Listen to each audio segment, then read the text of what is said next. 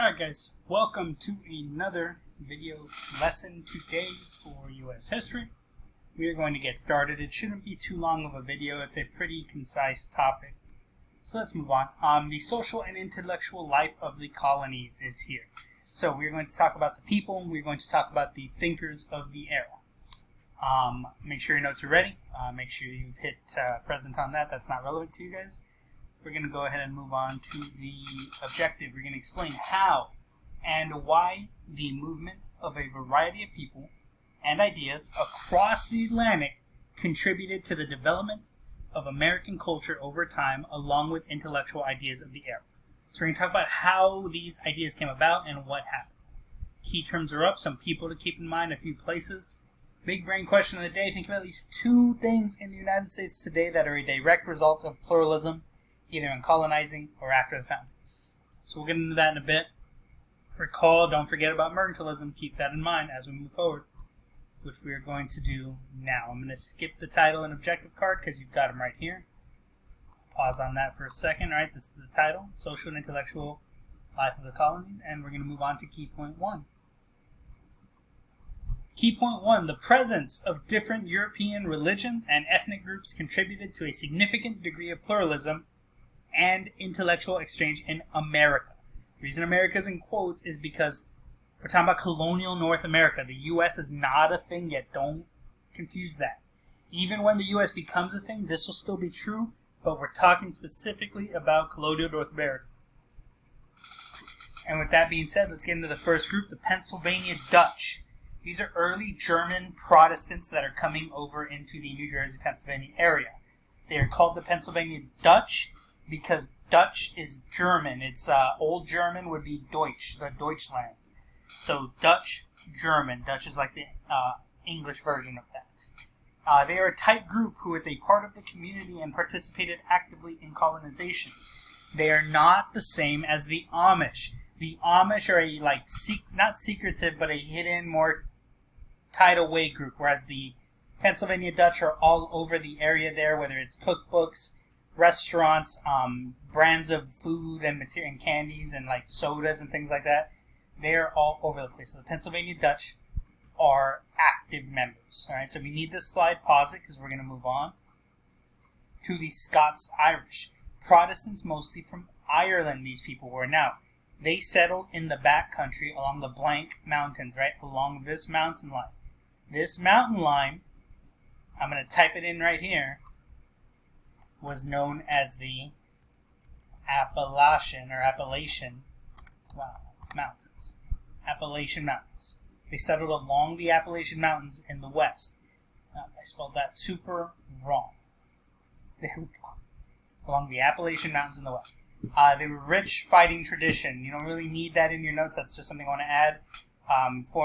Future presidents and future generals Andrew Jackson and Ulysses S. Grant are Scots-Irish descendants.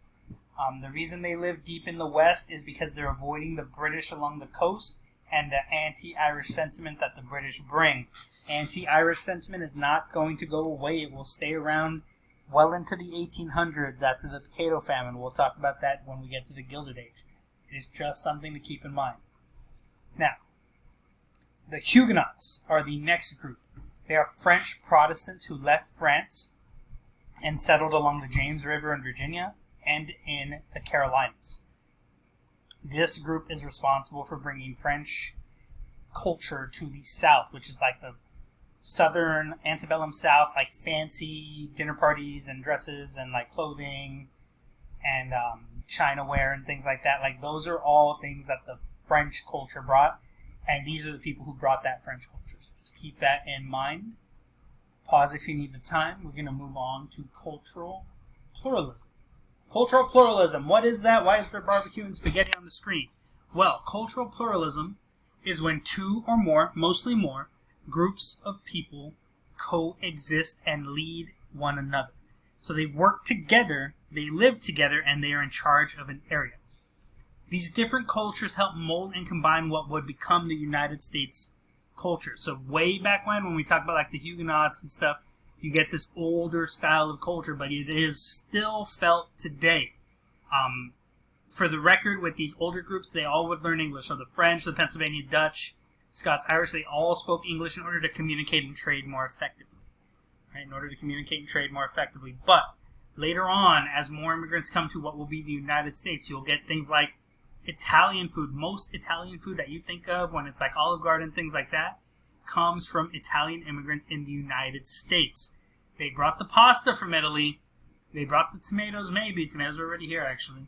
But things like spaghetti meatballs, chicken parmesan, that's all American designed. It is all American or Irish immigrants in America coming up with those ideas. Barbecue. If you're like me and you like barbecue, barbecue comes from German immigrants living in places like Texas. Especially Texas barbecue has its roots deep in German immigrants in the United States. Old butcher shops when they needed to get rid of old meat. So even in modern times, you can still feel the remnants of this cultural pluralism. And it starts, again, way back in colonial times. So just keep that in mind. Pause if you need time. We're moving on to key point 2. So the development of different American philosophies from and beyond the founding were greatly influenced from the European thinkers during the Enlightenment. So we're going to talk about the Enlightenment moving forward. Pause the slide if you need it, and we're going to get into it. If you don't remember from last year, the Enlightenment is a philosophical movement happening in Europe during the 16th and 17th centuries, so 1600s, 1700s. Many of these thinkers had ideas about rights, people, and the role of government. So I would put this last part right, thinkers talking about rights of people, roles of government during this era. You can put these two together. You don't need to get both. They're a little redundant together. So let's get into our first Enlightenment thinkers. If you need time, go ahead and pause this because we're going to move on and start talking about John Locke. So he wrote a book called The Two Treaties, and in that book he introduces this idea, this little idea of natural rights, the natural rights of life, liberty, and property. These rights were unalienable, meaning no one could take them away.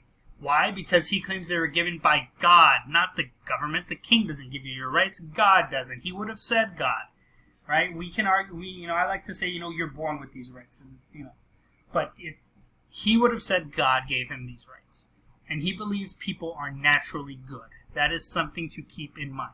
He believes people are naturally good, and they, when given freedom, they will do well with it. They'll do right by it. So pause if you need time, because we're going to move on to the next guy, the opposite of him. Thomas Hobbes wrote his book called The Leviathan, and his ideas are based in the concept that men are wicked. He believes that people need more government and more rules surrounding them with more laws. His ideas are the ideas of Hamilton. Hamiltonian ideas are greatly influenced by Hobbes, much like how Jeffersonian ideas are influenced by Locke. It's the same argument over and over and over again. Let's move on to the third guy. So if you need time for the slide, pause it here because we're going to move on. We're going to talk about John Rousseau. John Rousseau produced the social contract theory. He said that if people are brought together, you should be able to develop a social contract they will all agree with, all of them. Now, when these are first coming about, when these social contracts are first being thought up, no, they're not diverse. They are lacking diversity. It was only white men who own land. And slowly, very slowly, over time, you will see this grow. But at the start, it is not open. It is not something that everyone participates in. But the idea of everybody should be able to participate in comes in handy. The Constitution that the U.S. follows to this day is a social contract. It's that idea that, hey, the people can come together and think of something. So, let's talk about some American philosophers. If you needed that slide, you can just back forward a little bit, pause it. The ideas of natural rights, government control, and social contracts all came from the Enlightenment. And the American founding and the American founders all used these ideas in their new country, their experimental country that they're designing. Right, they're all influenced by these ideas. So let's talk about three of the big ones. Ben Franklin, right? He's very much a man of the 18th century. He was the only founding father to have significant involvement in all three of the major U.S. documents. He helped write the Declaration of Independence, he helped write the Constitution, and he helped write the Bill of Rights. He helped to negotiate major and important treaties in the war as well with France. He got the Prussian officer von Steuben to come and help train the Continental Army. He was critical to this and everything else beyond. Next We talk about Jefferson. Thomas Jefferson, our man himself, right? The great John Locke copier himself. What did Jefferson do? He is responsible for the Declaration of Independence. He helped write it. It was his baby. He believes in John Locke's ideas about people and government. He truly is a Locke fan. He's Team Locke all the way. And he twists John Locke's words in the Declaration of Independence when he's telling people, the king, hey, you're taking away our life, our liberty, and our pursuit of happiness. He straight up borrows John Locke's idea and changes the last thing and hopes nobody notices. Even though everybody kind of knows what he's doing and they're okay with it. Just like that last bit is a bit of a joke. Alright, so. Next guy, Thomas Paine. Tom Paine, like they say in that song. Now, he is responsible for convincing American colonists to separate from England. Why? Because he wrote a very important pamphlet called Common Sense in 1776. He's sometimes forgotten in history. Don't do that. He's part of why the revolution happens and why general normal people are into it. When it first starts up, it is very much a high-strung, wealthy, educated person idea. He makes it understandable and okay for most of the masses. He makes the masses something they can read and understand and appreciate and want to agree with. So, that is it. You've got one last thing to add to these notes. So pause here and we're going to move on to that last bit. The Enlightenment is not the same as the First Great Awakening. They're not the same thing. The Enlightenment is a philosophical idea. The First Great Awakening is a social change. Write this entire slide into your notes. I would write it in big, giant, bold letters, but that is up to you. But write the whole slide in your notes. Pause here. We're going on to the exit ticket, which is already in Google Classroom. If you are out of class, you need to contact me so I can give you full credit. So the first one. Explain how cultures affected and changed society in the American colonies. And the last one, explain how Enlightenment ideas influenced the American founding. That is it for me, guys. It was a short video, but it's a good amount of notes. So make sure you're getting those down. If you have any more questions, let me know. Otherwise, I'll see you all in class at another time.